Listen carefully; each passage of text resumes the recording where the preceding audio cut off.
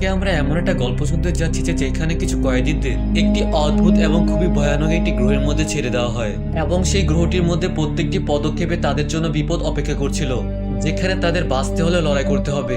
তো হ্যালো বন্ধুরা, আমি রিয়াজ, আর আজকের ভিডিওতে 2014 সালে মুক্তি পাওয়া একটি চমৎকার সায়েন্স ফিকশন এবং থ্রিলার মুভি দ্য ক্যালকুলেটরকে সম্পূর্ণ এক্সপ্লেইন করব।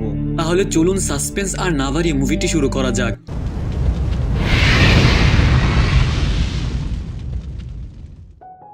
গল্পের শুরুতে আমরা জানতে পারি আজ থেকে প্রায় 1000 বছর আগে মানুষরা পৃথিবী ছেড়ে চলে যায়, কারণ পৃথিবী তখন মানুষের বসবাসের উপযুক্ত ছিল না। তাই মানুষেরা আলাদা আলাদা গ্রহের মধ্যে বসবাস করতে শুরু করে, আর সেই সব গ্রহের সরকাররা মিলে একটা সংস্থা তৈরি করে এবং সেই সংস্থাটির নাম দেয় লিগ অফ ফ্রি ওয়ার্ল্ড। এরপর আমরা সেই সমস্ত গ্রহের মধ্যে একটি গ্রহকে দেখতে পাই যার নাম ছিল টাইটানিয়াম। আর সেই টাইটানিয়াম নামে সেই গ্রহটি টেকনোলজির দিক থেকে খুবই উন্নত এবং অত্যাধুনিক ছিল।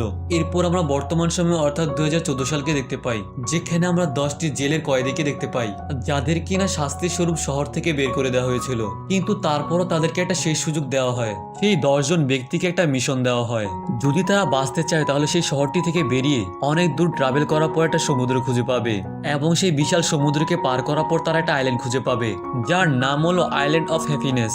যদি তারা 10 জন ব্যক্তি সেই আইল্যান্ডের মধ্যে পৌঁছতে পারে তাহলে তারা বেঁচে থাকার জন্য একটা সুযোগ পাবে, কেননা তাদেরকে সেই শাস্তি থেকে মুক্ত করে দেওয়া হবে। কিন্তু এখানে একটা বিশাল বড় সমস্যা রয়েছে, কেননা সেখানে যাওয়ার রাস্তাটা খুবই বিপজ্জনক, কারণ তাদের শহরের চারপাশে অনেকগুলো ক্রিয়েচার অথবা মনস্টার ছিল যাদের কারণে তারা সবাই মারাও যেতে পারে।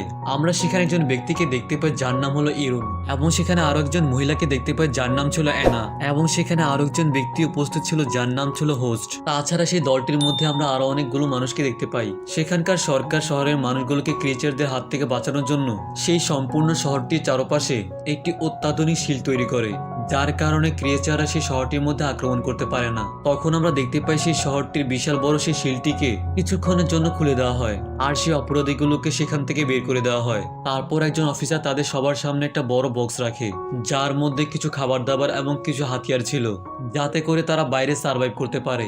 এরই কিছুক্ষণ পর সেখানে থাকা অফিসারগুলো শহরের মধ্যে প্রবেশ করে, যার কারণে সেই শিলটিকে বন্ধ করে দেওয়া হয়। তখনই আমরা সেই কয়েদিগুলোর মধ্যে সেই হোস্ট নামের ব্যক্তিটিকে দেখতে পাই, যে কিনা সবার উপর নিয়ন্ত্রণ করতে চাইতো। কিন্তু সেই কয়েদিগুলোর মধ্যে ইরুন নামে সেই কয়েদিটি তার বিরুদ্ধে চলে যায় এবং সে হোস্টের কাছ থেকে একটা বক্স নিয়ে অ্যানা নামে একটি মেয়েকে নিয়ে সেখান থেকে চলে যায়। আসলে বন্ধুরা, ইরুন প্রেসিডেন্টের প্রাক্তন কাউন্সিলর ছিল, তাই সে সেই গ্রহটির মধ্যে থাকা ক্রিয়েচার এবং মনস্টারগুলো সম্পর্কে খুব ভালো করে জানতো। তাই সে হোস্টের সাথে একটা চুক্তি করে যেখানে সে তার খাবারগুলোকে হোস্টকে দিয়ে দেয় এবং সে তার বদলে হোস্টের কাছ থেকে একটা বড় ধরনের বক্স নিয়ে নেয়। কিন্তু সেখান থেকে বের হওয়ার আগে হোস্টের দলে থাকা একজন মেয়ে যার নাম ছিল মারিয়া, সে তাদের দুজনের সাথে দেখা করে এবং তাদের দুজনের সাথে নেওয়ার জন্য তাকে রিকোয়েস্ট করে, কিন্তু ইরুন মারিয়াকে বারণ করে দেয়, কারণ সে ভালো করে জানে তাদের কাছে খাবার খুবই কম রয়েছে, যার ফলে তাদের খাবারের সমস্যা আরো বেড়ে যাবে। তারপর ইরুন নিজেকে অ্যানার সাথে বেঁধে নেয় আর অন্যদিকে হোস্ট ও তার দলের সাথীদেরকে একে অপরের সাথে বেঁধে দেয় এবং সবাইকে সামনে এগোতে বলে, আর এভাবে সে যাত্রা শুরু করে।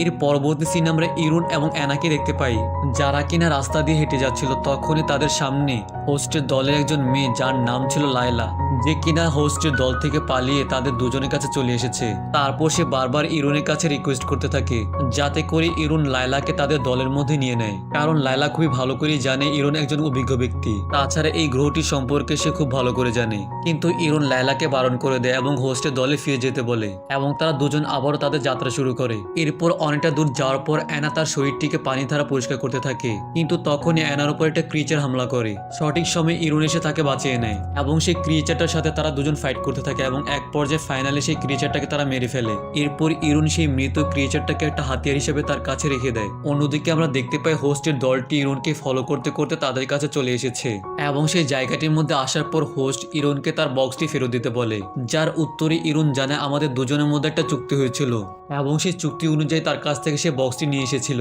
তাই বক্সটি ফেরত দেওয়ার কোনো প্রশ্নই ওঠে না। যেটা শুনতে পেয়ে হোস্ট খুবই রেগে যায় এবং ইরুনকে তার সাথে লড়াই করার জন্য চ্যালেঞ্জ করে, যার ফলে তাদের দুজনের মধ্যে একটা ফাইট হয় এবং সেখানে ইরুন তার বুদ্ধিমত্তার পরিচয় দেয়, যার ফলে হোস্ট হেরে যায় এবং সে জিতে যায় এবং সে অ্যানাকে নিয়ে আবারও যাত্রা শুরু করে। কিন্তু হোস্ট ও তার দল এখনো তাদের দুজনের পিছু করছিল, কিন্তু ইরুন তার দিকে কোনো গুরুত্ব দেয় না। সেই মুহূর্তে ইরুন সেই জায়গাটির মধ্যে একটা ক্রিয়েচার আসার সংকেত পায়, যার ফলে সেই ক্রিয়েচারটির হাত থেকে বাঁচার জন্য তারা শুয়ে পড়ে এবং সত্যি সত্যি সেই জায়গাটির মধ্যে একটা ক্রিয়েচার চলে আসে, যার ফলে সেটা লক্ষ্য করার পর হোস্ট তার সাথীদেরকে মাটিতে লুটিয়ে পড়তে বলে এবং কোনো প্রকার আওয়াজ করতে বারণ করে। আসলে বন্ধুরা সেই ক্রিয়েচারগুলো আওয়াজকে ফলো করে তাদের উপর আক্রমণ করত। প্রথমে তো সেই ক্রিয়েচারটি কাউকেই ট্র্যাক করতে পারছিল না, কিন্তু তখনই হোস্টের দলে থাকা একটা ছেলে সেই ক্রিয়েচারটিকে দেখার পর ভয় পেয়ে যায় এবং সেখানে ভুলবশত একটা আওয়াজ করে বসে, যার ফলে সেই ক্রিয়েচারটি তাকে ট্র্যাক করতে পারে এবং তাকে সেখানেই মেরে ফেলে। এরই কিছুক্ষণ পর সেই ক্রিয়েচারটি সেখান থেকে চলে যায়। অন্যদিকে এরুনের জন্য তাদের দুজনের প্রাণ বেঁচে যায়। সেই মুহূর্তে তারা দুজন লক্ষ্য করতে পারে সেই জায়গাটির মধ্যে হাজার হাজার কীটপতঙ্গ দ্রুত গতিতে ধেয়ে আসছিল। তাই তাদের হাত থেকে বাঁচার জন্য তাদের কাছে থাকা সেই বক্সটির মধ্যে তারা দুজন লুকিয়ে পড়ে এবং সেই কীটপতঙ্গগুলো সেখান থেকে চলে যাওয়ার পর তারা দুজন আবারও বাইরে বেরিয়ে আসে। এর পরবর্তী সিনে আমরা হোস্টের দলটিকে দেখতে পাই, যেখানে হোস্ট তার সাথীদেরকে বিশ্রাম করতে বলে। তাই লাইলা তাকে জানায় তারা যদি বিশ্রাম নেয় তখন ইরনের দল থেকে তারা পিছিয়ে পড়বে, কিন্তু হোস্ট তার কথায় পাত্তা দেয় না, যার ফলে লাইলা তার কোমরের রশিটিকে ছিঁড়ে দ্রুত গতিতে ইরনের দিকে ছুটে যেতে থাকে। আর এটাকে লক্ষ্য করার পর হোস্ট তাকে আটকানোর জন্য এগিয়ে আসে, যার ফলে সে ভুলবশত একটি নরম কাদার মধ্যে আটকা পড়ে যায়। তাই সে তার সাথীদেরকে সাহায্য করার জন্য রিকোয়েস্ট করে, কিন্তু দুঃখের বিষয় হলো বন্ধুরা কেউ তাকে সাহায্য করে না। তারা সবাই একসাথে হয়ে দ্রুত গতিতে ইরনের দিকে যেতে থাকে, কিন্তু তখনই ডেজুক নামে একজন ব্যক্তি হোস্টকে বাইরে বের করার জন্য চেষ্টা করে এবং অনেক কষ্টের পর ফাইনালি সে হোস্টকে উদ্ধার করতে পারে। আর অন্যদিকে সবাই এরুনের দিকে এগিয়ে যাচ্ছিল। এরই কিছুক্ষণ পর রাত নেমে আসে। এরুন এবং অ্যানা তাদের আশেপাশে থাকা কীটপতঙ্গী তাদের ডিনার করছিল। তারা দুজন একসাথে কথা বলছিল। কথা বলার এক পর্যায়ে অ্যানা এরুনকে তার অতীত সম্পর্কে জিজ্ঞাসা করে এবং সে আরো জিজ্ঞাসা করে তার এই অবস্থা কিভাবে হলো, কারণ সে তো উচ্চপদস্থ কর্মচারী ছিল। তখন অ্যারন উত্তরে বলে সে ছিল প্রেসিডেন্টের কাউন্সিলর, কিন্তু তার কাছে প্রেসিডেন্টের রাজত্ব করা পদ্ধতিটা ভালো লাগতো না, তাই সে পুরো সিস্টেমটাকে বদলাতে চাইছিল।